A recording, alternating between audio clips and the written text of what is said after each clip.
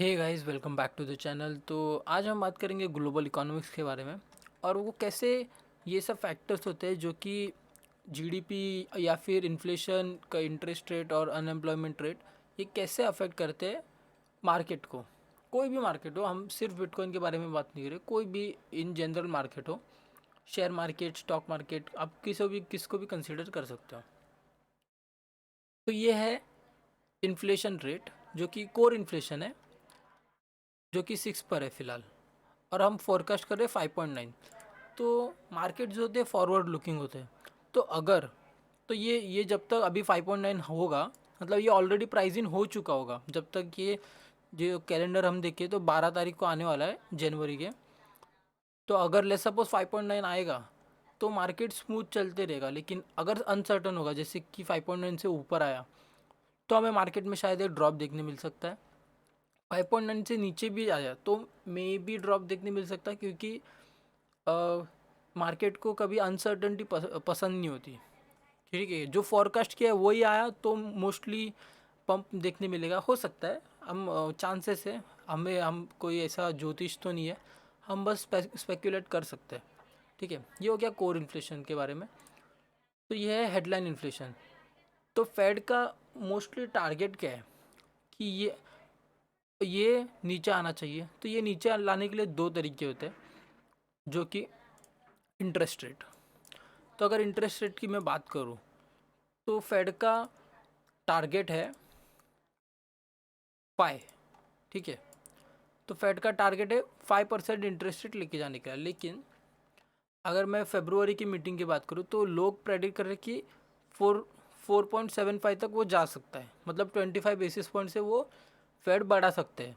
ठीक है, और मार्च की बात करूँ तो मार्च में लोगों का क्या लग रहा है, लोगों को मतलब मार्केट को, ये मार्केट प्रेडिक्शन है कि कितना परसेंट मार्केट क्या प्रेडिक्ट कर रहा है। ठीक है तो मार्च में मार्केट प्रेडिक्ट कर रहा है कि 5%। ठीक है, फिर अगर मैं वापस से देखूँ मई का, तो फिर से मोस्टली मतलब most of the market predict कर रहा है 48%। 48% मार्केट प्रेडिक्ट कर रहा है कि 5 तक ही रुक जाएगा।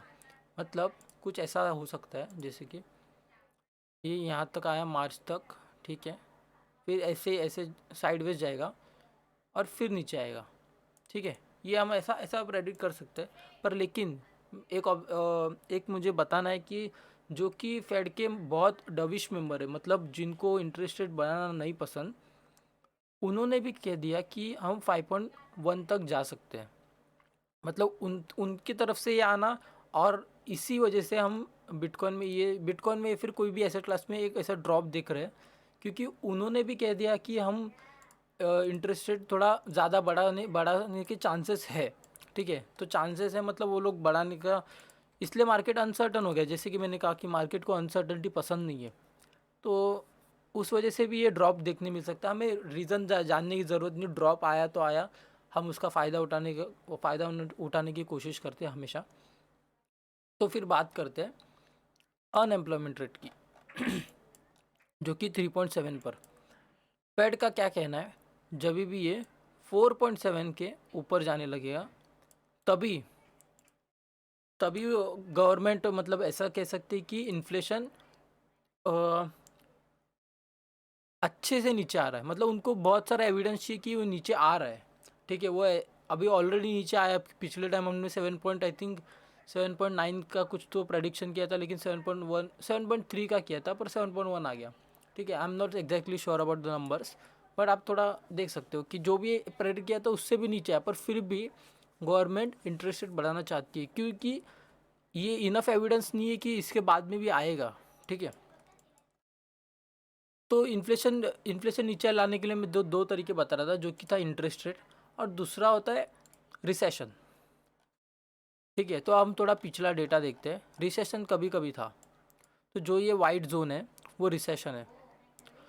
तो जब भी एम्प्लॉयमेंट रेट जब भी स्पाइक करना शुरू होता है, उस दौरान हम रिसेशन देखते हैं। अगेन इन्फ्लेशन नहीं, सॉरी, अनएम्प्लॉयमेंट रेट स्पाइक करना शुरू कर दिया, रिसेशन। अनएम्प्लॉयमेंट स्पाइक करना शुरू कर दिया, रिसेशन। अनएम्प्लॉयमेंट स्पाइक रिसेशन, ठीक है। मतलब ये एक ऑब्जर्वेशन है, अनएम्प्लॉयमेंट जब भी स्पाइक करना शुरू करे तब ये हम रिसेशन देखने के चांसेस होते हैं।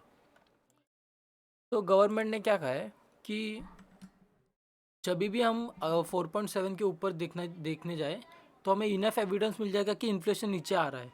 तो इन्फ्लेशन नीचे क्यों आएगा? क्योंकि हम मोस्ट प्रोबेबली रिसेशन में होंगे, ऑलरेडी होंगे। क्योंकि जैसे कि मैंने कहा कि मार्केट फॉरवर्ड लुकिंग होता है तो वो ऑलरेडी प्राइस्ड इन होगा, ठीक है, ऑलरेडी प्राइस्ड इन हो चुका होगा रिसेशन। जब तक गवर्नमेंट डिक्लेयर करेगी कि रिसेशन ओवर हो चुका है तब तक वो ऑलरेडी बॉटम लगा के ऊपर जाना शुरू भी कर दिया होगा। तो ये आपको एक ध्यान रखना है। तो ये हमने तीन फैक्टर्स देखे, जैसे कि जब भी इन्फ्लेशन ऊपर जाता है तभी गवर्नमेंट मोस्टली रिसेशन लेके आती है। जब भी हाई इन्फ्लेशन जाने वाला होता है गवर्नमेंट, जैसे कि ये अगर मैं 1980s की बात करूँ, ठीक है, 1980s की बात करूँ तो यहाँ पे रिसेशन आया था, नीचे आया था, ठीक है, फिर वापस से ये स्पाइक करना शुरू कर दिया था। तो गवर्नमेंट को एक ब्रीफ मतलब बहुत बड़ा रिसेशन लेके आना पड़ा था ताकि इन्फ्लेशन नीचे आ जाए, ठीक है, स्मूथली नीचे आ जाए। तो अभी यही सेम चीज़ हम देखते हैं कि इंटरेस्ट रेट के बारे में। तो जब भी इंटरेस्ट रेट स्पाइक होते हैं, ठीक है, स्पाइक होते हैं, और स्पाइक होने के जब भी वो मतलब पिवोट करते हैं इन दी एंड। पिवोट का मतलब होता है कि जैसे कि ये ऊपर जा रहे हैं तो उसने डायरेक्शन चेंज कर दिया डाउन साइड, ठीक है, तो उसे कहते हैं हम पिवट। तो पिवट करने के बाद मोस्ट प्रोबेबली बाद हमें रिसेशन देखने मिलता है। ये कुछ एक्सेप्शंस है जो कि मुझे बताने थे 1980s के। क्योंकि जब भी उस टाइम पे गवर्नमेंट ने इतने इंटरेस्ट रेट बढ़ा दिए थे पर फिर भी इन्फ्लेशन नीचे नहीं आ पा रहा था, तो इसलिए उनको कंटिन्यू करना पड़ा वो इंटरेस्ट रेट बढ़ाना। तो फिर हम क्या देख सकते हैं यहाँ पे कि जब भी गवर्नमेंट ने इंटरेस्ट रेट बढ़ाए फिर ये साइडवेज गए, और जब भी नीचे आ रहे उस दौरान हमें रिसेशन देखने मिला। अगेन ऊपर गए, साइडवेज गए, और जब ये नीचे आ रहे थे उस दौरान हमें रिसेशन देखने मिला।